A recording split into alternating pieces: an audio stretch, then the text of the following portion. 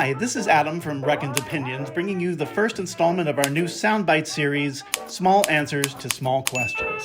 Today's question: why is Armageddon in the Criterion Collection? The Criterion Collection is a curated series of DVDs and Blu-rays dedicated to, and I'm quoting here, publishing important classic and contemporary films from around the world. Basically, if you're talking about the history of cinema, these are all titles that belong in the conversation in some major way. Every Criterion release is painstakingly restored, crammed with special features, and wrapped in gorgeous packaging, each title receiving its own unique spine number. They're beautiful, they're expensive, and film geeks drop their obsessive little brains trying to collect them, which, yeah, okay, guilty.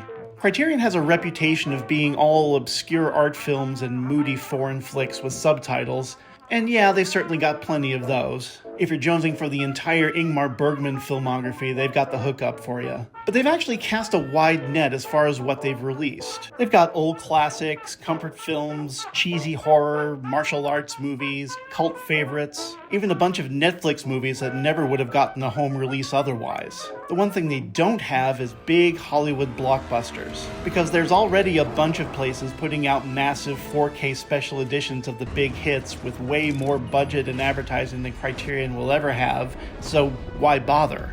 So imagine knowing all this, and you're looking at the Criterion catalog for the first time. And it's going about how you'd expect. You've got your Hitchcock, your Kurosawa, your Fellini, a couple of fun things in there. Right up until you get to number 40, and the record scratches, and I'm sorry, what now? Armageddon? What the letterboxed hell is a Bruce Willis blowing shit up movie doing in the Criterion Collection? Since when do you put Michael Bay right next to Laurence Olivier? And it's certainly not the only one. There's also RoboCop, The Rock, the Beastie Boys video anthology. But Armageddon is pretty much the one to make you sit up straight, take a stiff drink, and question your reality. So what's it doing in there?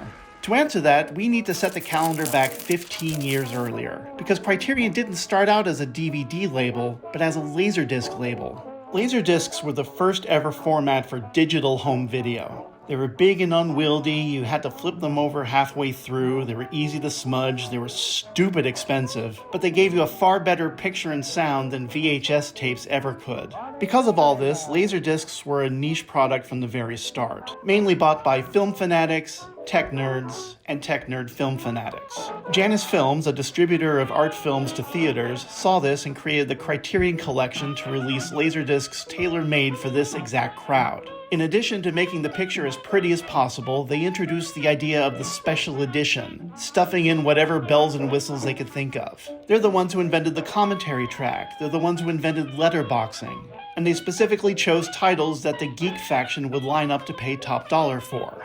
This meant classics and art films, like your Citizen Kanes and your Seventh Seals, but it also meant some more mainstream stuff like Ghostbusters and Seven and Close Encounters of the Third Kind. More or less anything that the Laserdisc crowd would fetishize enough to want the best possible version of. Fast forward to 1998, and VHS was rapidly being replaced by DVDs as the medium of choice for home movie releases. And Criterion jumped into the DVD market by simply doing what they'd always done, releasing classics and art films with some mainstream items thrown into the mix. Except unlike Laserdiscs, DVDs were never a niche market. They were more convenient, they fit with existing equipment, and more importantly, they were less expensive to produce and to buy, and yet they still looked and sounded just as great, which meant the buying public swarmed around them like a cloud of gnats. Video labels that might be reluctant to pour resources into fancy Laserdisc releases discovered there was gold in them thar hills and started putting out popular DVD titles, but following the Criterion Collection playbook. Special editions, commentary tracks, letterboxing, the works. And in so doing, they created a war that Criterion could no longer compete in,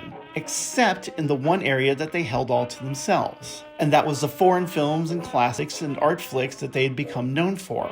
Eventually they started broadening their catalog again, but for a long time these sorts of films were the only thing they put out. They were their only bread and butter. And it was during that gap when they were figuring out which side their bread was buttered on that these titles that seem so off-brand today slipped in through the cracks. And that includes Armageddon, which was the very last title they released on Laserdisc, and since they already had the licensing rights, it was an easy choice for a DVD release. Didn't take long though before they went all in on what they did best, and titles like Armageddon quickly went out of print and became an odd footnote in Criterion history. Frankly, Michael Bay never had it so good.